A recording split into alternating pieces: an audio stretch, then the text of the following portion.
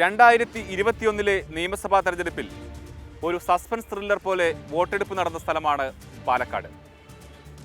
അന്നത്തെ വോട്ടെണ്ണൽ ആളുകൾ ഓർക്കുന്നുണ്ടാകും. ആകെ 20 റൗണ്ട്. അതിൽ ആദ്യത്തെ 15 റൗണ്ടും BJP സ്ഥാനാർത്ഥി മെട്രോമാൻ ഇ ശ്രീധരൻ ലീഡ് ചെയ്യുന്നു. ഷാഫി പറമ്പിൽ തോൽക്കുമെന്ന് UDF ക്യാമ്പിൽ ആശങ്ക. പക്ഷേ 16ാം റൗണ്ട് മുതൽ ഷാഫി ലീഡ് ഉയർത്തുന്നു. 20 റൗണ്ട് പൂർത്തിയാകുമ്പോൾ 3859 വോട്ടിന്റെ ഭൂരിപക്ഷത്തിൽ ഷാഫിയുടെ ചിരി.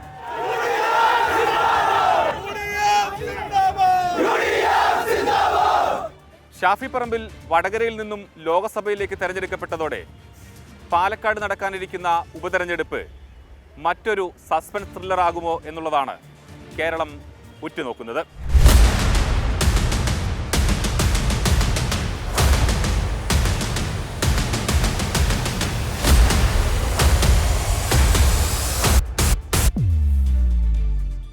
ആറുമാസത്തിനകം നടക്കാനിരിക്കുന്ന ഉപതെരഞ്ഞെടുപ്പിൽ മത്സരിപ്പിക്കേണ്ട സ്ഥാനാർത്ഥികളെക്കുറിച്ച് രാഷ്ട്രീയ പാർട്ടികൾ ചർച്ചകൾ തുടങ്ങാനിരിക്കുന്നതേയുള്ളൂ.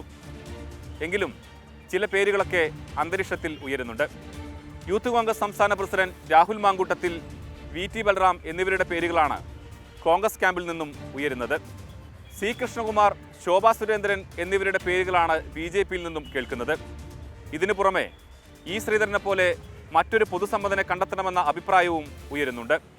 2006 KK ദിവാകരൻ ജയിച്ചതിന് ശേഷം മറ്റൊരാളെ ജയിപ്പിക്കാൻ CPMന് കഴിഞ്ഞിട്ടില്ല.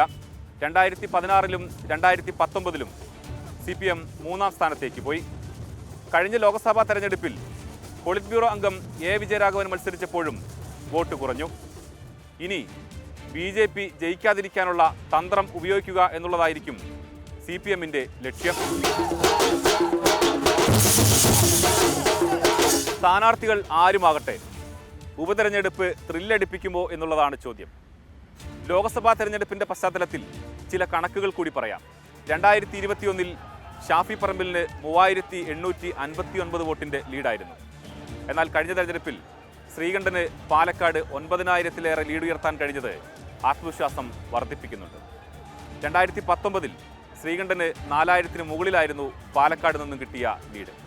BJPക്ക് 2019-നേക്കാൾ വോട്ട് കൂടുതലുണ്ടെങ്കിലും 2021-നെ താരതമ്യപ്പെടുത്തുമ്പോൾ 7000 വോട്ടിന്റെ കുറവുണ്ട്. CPMന് ഓരോ തിരഞ്ഞെടുപ്പിലും വോട്ട് കുറഞ്ഞു വരികയാണ്. 2019 44,086 വോട്ടും 2021 35,622 24 34,640 വോട്ടുമാണ് കിട്ടിയത്.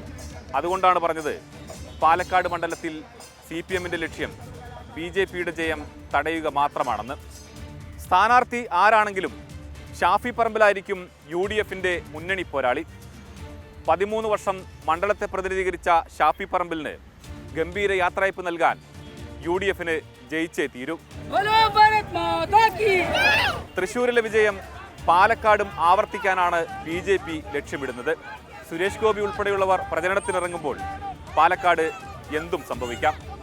ഇത്തവണയും 2021 പോലെ പാലക്കാട് നഗരസഭയ്ക്ക് പുറത്തുള്ള 3 പഞ്ചായത്തുകളാകും നിർണായകം. അതുകൊണ്ട് തന്നെ കോൺഗ്രസും BJPയും CPMും അവിടെ പണി തുടങ്ങിയിട്ടുണ്ട്.